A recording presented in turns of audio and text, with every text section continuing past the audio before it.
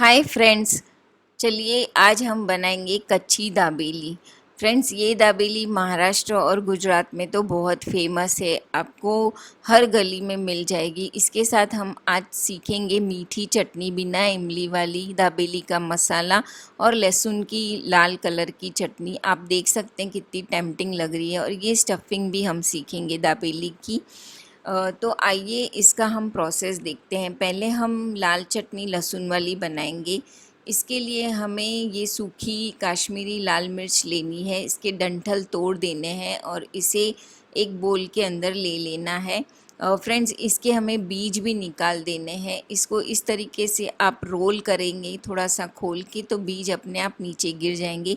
बीज निकालने से इसका तीखास कम हो जाता है।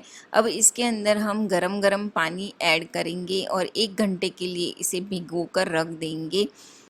ये चटनी आप पूरी, पराठा, थेपला, रोटी, भेल, सैंडविच किसी में भी यूज़ कर सकते हैं। दाबेली में ही यूज़ करना इसे ज़रूरी नहीं है, ये एक कॉमन चटनी है। अब हम मिर्ची जो है वो थोड़ा सा पानी निचोड़ कर मिक्सर जार में डाल देंगे और इसके साथ ही लहसुन डाल देंगे। फ्रेंड्स, अगर आपको इसे एकदम ड्राई पीसना है तो एकदम दोनों हाथों से निचोड़ कर डालें। अब इसके अंदर नमक डाल के इसे हम ग्राइंड कर लेंगे एकदम पेस्ट के जैसे। आप देख सकते हैं ये कितनी टेम्पटिंग लग रही है। ये आप सब्जियों में भी यूज़ कर सकते हैं। ये एक मसाले की जैसे है, तो हम फ्रिज में इसे स्टोर कर सकते हैं 10 से 12 दिन, और फ्रीज़र में महीनों तक स्टोर कर सकते हैं। इसे अब हम एक जार में ले लेंगे और इसे फ्रिज में रख देंगे। चाहिए वैसे आप इसे यूज़ कर सकते हैं। अब हम दाबेली का मसाला बनाएंगे।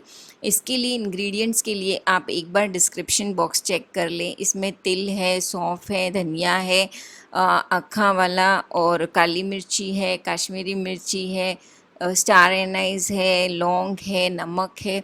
इन सबको हमको अच्छे से पहले 2 या 3 मिनट के लिए स्लो फ्लेम के ऊपर भूनना है। ये भुने हुए मसाले की जो खुशबू है उसकी बात ही कुछ अलग होती है। अब यहाँ पे हम पहले धनिया डाल देंगे, फिर सौंफ और तेज़पत्ता, मिर्ची, लौंग, इलायची बड़ी, ये सब डाल देंगे और इसे पहले हम रोस्ट करेंगे। धनिया रोस्ट होने में टाइम लगता है, सौंफ भी रोस्ट होने में टाइम लगता है, इसके लिए हम ये सब पहले डालेंगे। और फिर इसमें हम तिल डालेंगे। तिल को रोस्ट होने में बिल्कुल टाइम नहीं लगता है, तो इसे हम इस तरीके से रोस्ट करेंगे। और फिर इसके साथ ही जब ये रोस्ट होने आएगा तो 1 मिनट के पहले हम इसमें खोपरा डाल देंगे और इसे चलाएंगे 2 मिनट के लिए। और तेज पत्ता अगर आपको प्रॉब्लम हो तो इसे तोड़ के भी डाल सकते हैं। अब इसे हम कम्प्लीटली ठंडा कर देंगे और फिर ग्राइंडर जार में डाल के इसे हम एकदम पाउडर के फॉर्म में ग्राइंड करेंगे। फ्रेंड्स, ये वाला मसाला जो है ये आप बना के रख सकते हैं फ्रिज में। अब इसमें हम शक्कर डालेंगे, नमक डालेंगे, काला नमक, थोड़ा सादा नमक, थोड़ी सी हल्दी पाउडर, थोड़ा सा अमचूर पाउडर, ये सब डाल के हमें इसे पाउडर के फॉर्म में ग्राइंड कर देना है। अच्छे से ग्राइंड कर दें इसको पल्स मोड पे। तो ये बहुत ही अच्छे से ग्राइंड हो जाता है और इसे स्टोर करके आप रख सकते हैं। जब भी दाबेली बनानी हो तो आप इसे निकाल के यूज़ कर सकते हैं। अब हमारा मसाला रेडी है, इसे भी हम स्टोर कर देंगे एक जार के अंदर। इसे हमें फ्रिज में रख देना है ताकि ये ख़राब ना हो, और जब भी दाबेली बनाने का मन चाहे तो हम इसे निकाल के बना सकते हैं। अब हम इमली की चटनी बनाएंगे। इसके लिए खजूर मैंने 15 से 20 भिगा के रख दिए थे। और अब एक मैं बर्तन में ले लूँगी इसे और इसके अंदर गुड़ डाल दूँगी और थोड़ी सी नमक और लाल मिर्च डाल दूँगी। फ्रेंड्स, यहाँ हम बिना इमली की मीठी चटनी बना रहे हैं। थोड़ा सा काला नमक और पानी भी डाल देंगे और इसे प्रेशर कुक करेंगे, 2 या 3 सीटी ले लेंगे। ये प्रेशर कुक होके रेडी है, तो इसके अंदर से हम बीज निकाल देंगे। आप पहले बीज निकाल के भी इसे प्रेशर कुक कर सकते हैं, पर जब ये प्रेशर कुक होके बीज निकालते हैं तो बीज इजीली निकल जाते हैं। तो अब यहाँ पे हमने बीज निकाल दिए हैं सारे, और इसे मैं ग्राइंडर जार में डाल के अच्छे से ग्राइंड कर दूँगी। फ्रेंड्स, ग्राइंडर जार में डालने से पहले बीज चेक कर लें, नहीं तो जार की ब्लेड ख़राब हो जाती है। थोड़ा सा पानी डालेंगे और इसे हम ग्राइंड कर देंगे।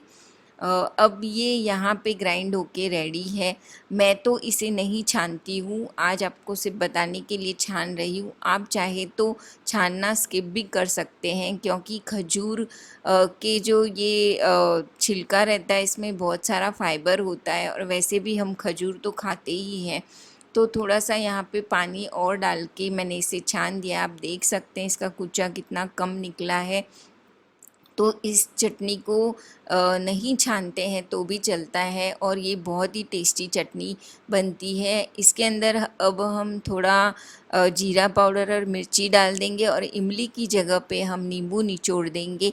फ्रेंड्स, इमली जो होती है वो हेल्थ के लिए बिल्कुल अच्छी नहीं होती है, जॉइंट पेन होते हैं और एसिडिटी होती है। इसके लिए मैं हमेशा ये नींबू की ही मीठी चटनी बनाती हूँ, बहुत ही टेस्टी बनती है। आप एक बार इसे ज़रूर बना के देखें।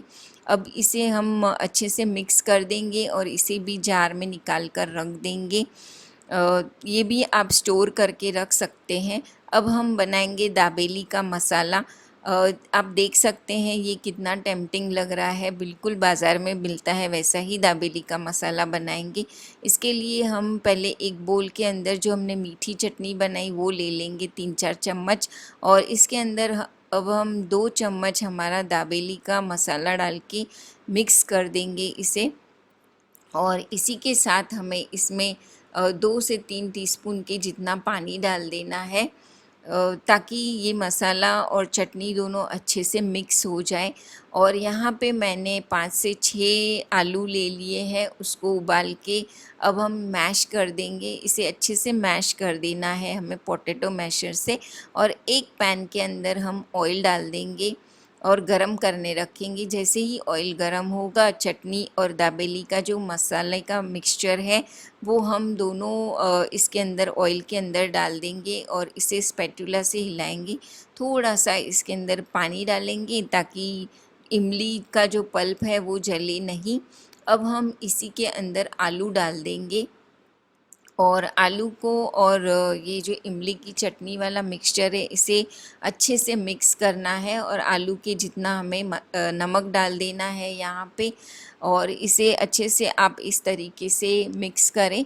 फ्रेंड्स, इसमें मसाले जो हैं वो आप अपने टेस्ट के अकॉर्डिंग ज़्यादा या कम डाल सकते हैं। जैसे इमली की चटनी अगर आपको ज़्यादा पसंद है तो डाल सकते हैं। जब ये ड्राई हो जाए तो आप इसे एक फ्लैट प्लेट में निकाल दें, और इस तरीके से निकाल के इसे आप स्पैटुला से एकदम फ्लैट कर दें। फ्रेंड्स, आप मसाला, मीठी चटनी और लहसुन की चटनी पहले दिन भी बना के रख सकते हैं, और ये मसाला आप सुबह बना के रख सकते हैं अगर आपके शाम को पार्टी है। तो इस तरीके से फ्लैट करने के बाद आप थोड़ा सा यहाँ पे फ्रेश ग्रेटेड कोकोनट को स्प्रिंकल कर दें, और थोड़े से यहाँ पे फ्रेश अनार के दाने स्प्रिंकल कर दें। इससे इसका टेस्ट बहुत ही अच्छा आता है। अब थोड़ा सा हम फ्रेश धनिया स्प्रेड कर देंगे। मैं यहाँ आधे में स्प्रेड कर रही हूँ क्योंकि मेरे यहाँ एक जन नहीं खाता है धनिया। अब यहाँ पे थोड़ा मैं सेव स्प्रिंकल कर दूँगी। ये भेल की जो बारीक वाली सेव होती है वो हमें लेनी है। तो यहाँ पे सब कुछ रेडी है हमारे पास अभी। यहाँ पे ये पीनट्स भी बहुत ज़रूरी है। ये फ्राइड मसाला पीनट्स है, और दाबेली का मसाला और सब रेडी है। अब हम दाबेली कैसे स्टफिंग करते हैं वो देखेंगे। एक पाव को लेके आप इस तरीके से बीच में कट कर दें। पूरा कट नहीं करना है हमें, सिर्फ हमें साइड से बीच तक थोड़ा सा कट करना है। अब हम एक तरफ हमारी मीठी चटनी है वो लगा लेंगे, और दूसरी तरफ हम लहसुन की जो चटनी बनाई थी रेड कलर की वो लगा लेंगे इसके अंदर। और इसमें हमने अब जो मसाला बनाया है दाबेली का आलू का वो लगा लेंगे। फ्रेंड्स, ये मसाला आप 2 दिन तक स्टोर करके रख सकते हैं, ये बिल्कुल ख़राब नहीं होता है। अब हम थोड़े से यहाँ पे अनियन बारीक चॉप किए हुए डाल देंगे, और थोड़े से पीनट्स डालेंगे। ये फ्राइड मसाला पीनट्स है, आप घर पे भी बना सकते हैं, और मैंने तो ये होम बाज़ार से लाए हुए हैं। अब यहाँ पे इस तरीके से मसाला थोड़ा थोड़ा साइड में भी रखे लगा के, ताकि हम जब सेव में रोल करें तो ये स्टिक हो जाए। तो अब हम इसे सेव में रोल कर देंगे और सेव इस पे स्टिक हो जाएगी। अब थोड़ा सा बटर पैन के अंदर ग्रीस कर देंगे और ये जो हमने स्टफ़ करके पाँव रखे हैं दाबेली के बना के, ये अब हम इसके बटर में सेक देंगे अच्छे से। हमें इसे दोनों तरफ से सेकना है, तो पहले नीचे हमने ग्रीस किया था बटर और ऊपर से थोड़ा थोड़ा बटर लगा दे पाँव के ऊपर, और फिर इसे दोनों तरफ से अलट पलट के आप सेक दे। फ्रेंड्स, आप ये पाव ऐसे इस तरीके से बना के रख सकते हैं और जब आपके गेस्ट आए तो आप इसे इस तरीके से सेक के दे सकते हैं। और ये रेडी है अब हमारी कच्ची की दाबेली खाने के लिए। तो फ्रेंड्स, अगर आपको मेरा वीडियो पसंद आया हो तो इसे लाइक शेयर और सब्सक्राइब ज़रूर करें और बेल आइकन का बटन ज़रूर टैप करें, जिससे कि मेरे न्यू वीडियोस की नोटिफिकेशंस आपको मिले। ये रेसिपी आप ज़रूर ट्राई करें और कमेंट्स में फ़ीडबैक दें। मिलती हूँ कुछ न्यू रेसिपीज़ के साथ। Thank you.